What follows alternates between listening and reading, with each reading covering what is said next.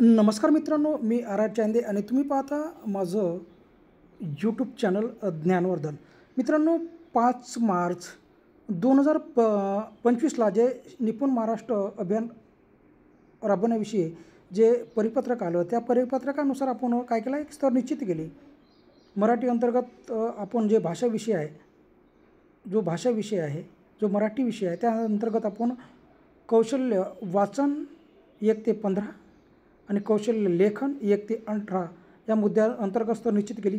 गणित अंतर्गत आपण संख्या ज्ञान 1 ते 20 आणि संख्यावरील क्रिया 1 ते 29 या स्तरानुसार आपण स्तर निश्चित केली. आणि या स्तर निश्चित झाल्यानंतर जे विद्यार्थी मागे राहिले आहेत, ज्यांनी स्तर शेवटला गाठला नाही, अशा विद्यार्थ्यांना आपल्याला शेवटल्या स्तरापर्यंत नेण्याकरता आपल्याला कृती आराखडा तयार करायचा आहे.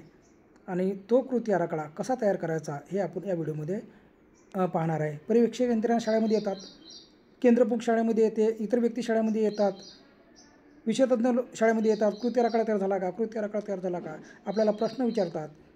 आपण कृती आराखडे दाखवतो. त्यांचं म्हणणं असतं की प्रत्येक विद्यार्थ्यानुसार त्यांना जी क्षमता अवगत नाही आहे, जो स्तर त्यांना गाठलेला नाही, त्या स्तरानुसार तुम्ही कृती आराखडे तयार करा आणि आम्हाला दाखवा. आता इथे खूप फजिती होते आणि प्रश्न पडतो की कृती आराखडा कसा तयार करायचा. यापूर्वी आपण कृती आराखडे तयार केले. यापूर्वी नैदानिक चाचण्या होत्या, त्या नैदानिक चाचण्याच्या वेळेस कृती आराखडे तयार केले. मग वाचन लेखन चळवळ आली, मूलभूत क्षमता वाचन आलं, त्यानंतर प्रगत शैक्षणिक महाराष्ट्र आलं, अति जलद प्रगत शैक्षणिक महाराष्ट्र आलं, आता मग निपुण आलं, निपुण नंतर निपुण महाराष्ट्र आलं. आणि ह्या सर्व गोष्टी राबवताना आपण कृती आराखडे तयार केले. पहिलेचे जे कृती आराखडे होते ते अध्ययन निष्पत्तीवर होते, पण आताच्या कृती आराखडा जो आहे तो काय आहे, क्षमतेवर आधारित आहे. तर म्हणून आपल्याला हे लक्षात घ्यायचं आहे की कृती आराखड्यामध्ये आपल्याला कोणते मुद्दे घ्यायचे आहे, हे महत्त्वाचं आहे. आणि खूप सोपं आहे. कृती आराखडा तयार करणं खूप सोपं आहे आणि हा व्हिडिओ पाहिल्यानंतर तुम्हाला खूपच सोपं वाटेल. म्हणून हा व्हिडिओ शेवटपर्यंत पहा, स्किप करू नका, किंवा समजलं म्हणून पुढे व्हिडिओ नेऊ नका. पूर्ण व्हिडिओ पहा आणि आपल्याला कृती आराखडा कसा तयार करायचा आहे या अंतर्गत इथे माहिती घ्या. आता मी नमुना दाखल काही कृती आराखडे तयार केली आहेत. या कृती आराखड्यांचा आपल्याला काय करायचा आहे, अभ्यास करायचा आहे आणि आपल्याला जी गोष्ट लागू होते. आता बघा, इथे तुमच्या जवळ 1 ते समजा काही 4 वर्ग असेल किंवा जास्त वर्ग असेल, तर प्रत्येक वर्गामध्ये तुम्हाला कशाप्रकारे तुम्हाला कृती आराखडा तयार करायचा आहे याचं तुम्हाला इथे मार्गदर्शन मिळणार आहे. मग आता प्रत्येकाकडे 2-2 वर्ग आहेच, त्यानुसार आपल्याला एकत्र कसे काय घ्यायचे आणि सर्व विद्यार्थ्यांना कसं एका गटामध्ये बसवायचं हे आता इथे आपण जाणून घेणार आहे. आता याकरता काही नमुना कृती आराखडा तयार केला आहे. या नमुना कृती आराखडा तुम्हाला इथे बघायचा आहे आणि तो कृती आराखडा बघितल्यानंतर आपल्याला खूपच सोपं जाईल की कशाप्रकारे कृती आराखडा तयार करायचा आहे. आता यापूर्वीचा जो व्हिडिओ आहे त्या व्हिडिओमध्ये मी विषय भाषा अंतर्गत कौशल्य वाचन या अंतर्गत कृती आराखडा तयार केला आहे. आता बघा, आता इथे दुसरा आता मुद्दा घेतला आहे आपण, कौशल्य लेखन या अंतर्गत आपल्याला कृती आराखडा तयार करायचा आहे. तर बघा, इथे काही नमुना दिला आहे, तो नमुना आपण अभ्यास करू. इथे बघा, आता इथे मी काही नमुने आपल्याला दाखवतो. बघा, आता कौशल्य वाचनचा आपण नमुना पाहिला. आता हा दुसरा विषय आहे कौशल्य लेखन. यामध्ये तेच मुद्दे घेतलेले आहे मी, जे वरची हेडिंग आहेत ना तेच घेतले आहे. अनुक्रमांक, वर्ग, विद्यार्थ्यांचे नाव, प्राप्त करायचा क्षमतानिहाय स्तर. इथे बघा, 3रा नंबरचा थोडा म्हणजे कटला आहे, पण इथे प्राप्त करायचा क्षमतानिहाय स्तर हा मुद्दा आहे.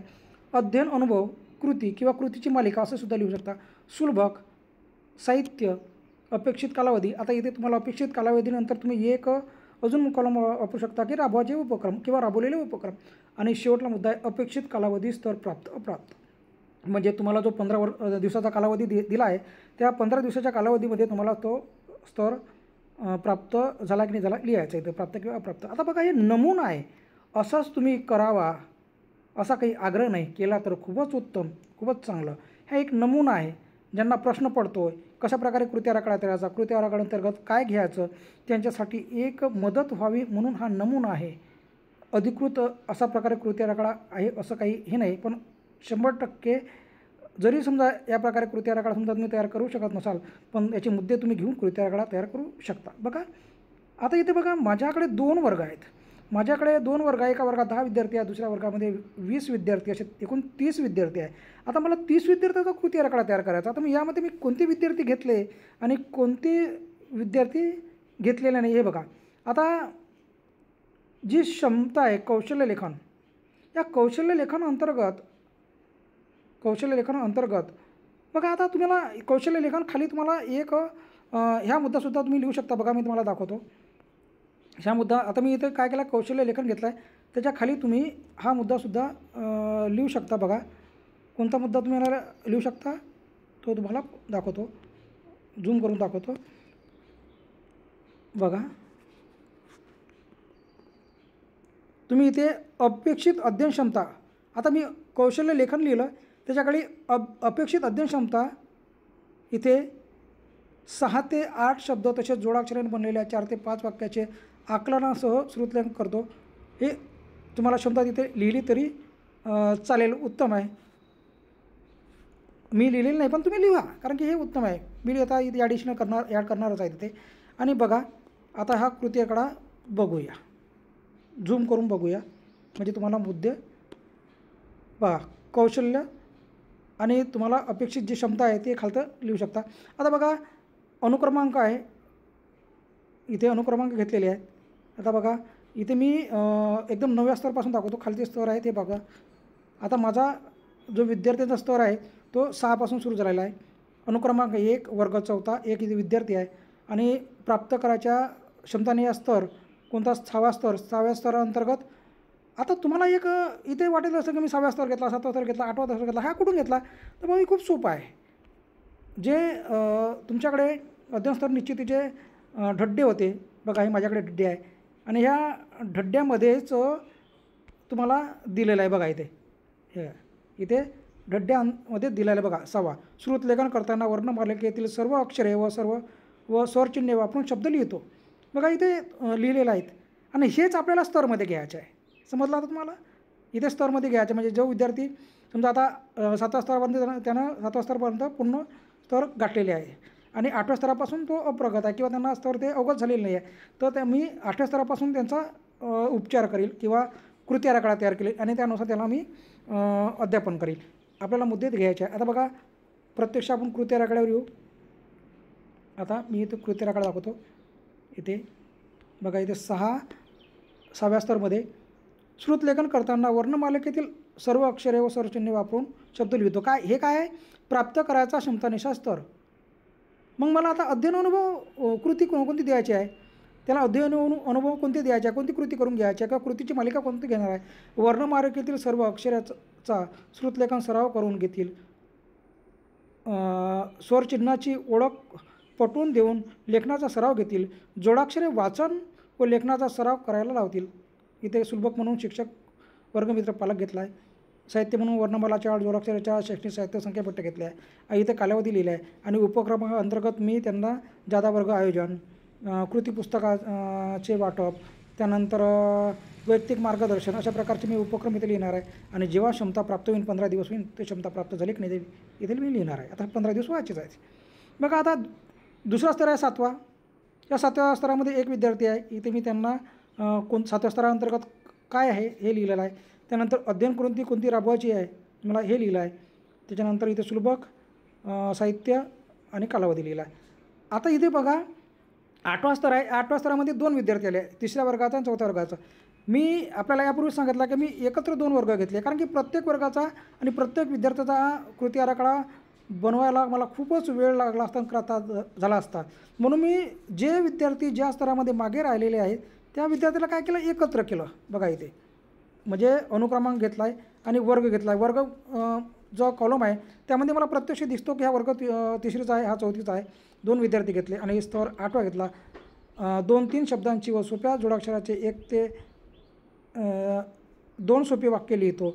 जोडाक्षर मग मी अध्ययनकृती, अनुभवकृती करून घेतली. कृतीची मालिका कोणती राबवली? जोडाक्षर सराव घेऊन वाक्य तयार करणे शिकवतील. जोडाक्षरासहित वाक्य लेखनाचा सराव करून घेतील. जोडाक्षरे आता तुम्हाला बघा इथं कसं व्हिडिओमध्ये तुम्हाला काही स्पष्ट दिसत नसेल किंवा काही जाणून घ्यायचं असेल की काय कशा प्रकारे केला की तुम्ही मला यूट्यूबवर नाही व्हॉट्सअपवर हाय मेसेज पाठवा आणि विषय पाठवा. मी तुम्हाला हा कृती आराखडा तुम्हाला पाठवून देईल. तर अशा प्रकारे बघा 6, 7, 8 घेतले आहे. आता समोर बघा त्यानंतर इथे 8च्या समोर मी गेलो आहे. आता इथं 9 बघा इथे मी काय केलं आहे 9, 10 म्हणजे 9, 12 आणि 13. आता माझ्या 11मध्ये 10, 11मध्ये एकही विद्यार्थी नाही आहे. मग तुम्ही स्तर घेतलेला आहे. इथं 3 विद्यार्थी आहेत, 2 विद्यार्थी तिसरीचे आहे, 1 विद्यार्थी चौथीचा आहे. एकत्र घेतला आहे मी. स्तर 9 आहे. 4, 5 सोपे शब्द सोपी जोडाक्षरे असलेले 2 ते 3 वाक्य आकलनाचा सपावून लिहितो. आता बघा प्राप्त करायचा स्तर प्राप्त करायचा क्षमतानीय स्तर हे सोपं जाते कारण की आपल्याजवळ मुद्दे आहे त्या मुद्द्यामध्ये पाहू लागतो. आपल्याला जे हे मुद्दे आहेत कोणते मुद्दे आहेत अध्ययन अनुभव कृती हे लिहायला थोडंसं आपल्याला अभ्यास करावा लागतो. किंवा याच्याविषयी जाणून घ्यावं लागते की काय लिहायचं हे आपल्याला लिहायला थोडासा त्रास जाते कारण की याच्यावर आपल्याला अभ्यास केल्याशिवाय जमणार नाही. आम्ही अभ्यासपूर्वक हे तयार केलेले आहेत. या विषयाअंतर्गत या मुद्द्याअंतर्गत काय आपल्याला द्यायचं आहे नेमकं हे आम्ही इथे वाचन करून लिहिलेलं आहे. बघा इथे अध्ययन अनुभव कृती सोपी जोडाक्षरे. आता मी प्रत्येक मुद्दा जर वाचून दाखवला तर खूप मोठा येईल मुद्दा. फक्त तुम्हाला कसा एक मदत व्हावी म्हणून एक नमुना मी आपल्याला इथे दाखवला आहे. बघा इथे 9 स्तर आहे. इथे 12वा स्तर घेतला. 2 विद्यार्थी आले आहेत तिसरीचे. त्या अंतर्गत इथं बघा 2-3 सोप्या शब्दांची 2-3 सोपी वाक्य ठेवून योग्य गतीने लिहितो. सोपी वाक्य योग्य गतीने लेखनाचा सराव करून घेतील. आता मला ही कृती करून घ्यायची त्यांच्याकडून. शिक्षक पालक शिक्षक मित्र वर्गमित्र वाक्यपट्ट्या काय सुलभ काय वाक्यपट्ट्या शब्दपट चार्ट शैक्षणिक साहित्य पेटी चार्ट. आपल्याकडे शैक्षणिक साहित्य पेट्या आलेल्या आहे गणित मराठीच्या त्याचा उपयोगसुद्धा करू शकता.